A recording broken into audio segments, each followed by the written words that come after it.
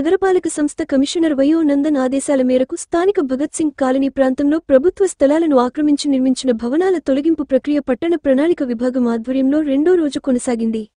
భవనాల తొలగింపు ప్రక్రియను కమిషనర్ శుక్రవారం పర్యవేక్షించారు. ఈ సందర్భంగా కమిషనర్ మాట్లాడుతూ నగరపాలక సంస్థ పరిధిలో ప్రభుత్వ స్థలాలు, కార్పొరేషన్ స్థలాలు, డ్రైను కాలువలు రోడ్లను ఆక్రమించి ఎలాంటి నిర్మాణాలు చేపట్టినా తప్పనిసరిగా తొలగించి వేస్తామని తెలియజేశారు. ఈ కార్యక్రమంలో నెల్లూరు నగర పాలక సంస్థ పట్టణ ప్రణాళిక విభాగం ఏసీ, పీలు, టీపీబీఓలు, వార్డు ప్లానింగ్ అండ్ రెగ్యులైజేషన్ కార్యదర్శులు, సిబ్బంది పాల్గొన్నారు. మరిన్ని వీడియోల కోసం మా ఛానల్ని లైక్ చేయండి, షేర్ చేయండి, సబ్స్క్రైబ్ చేయండి.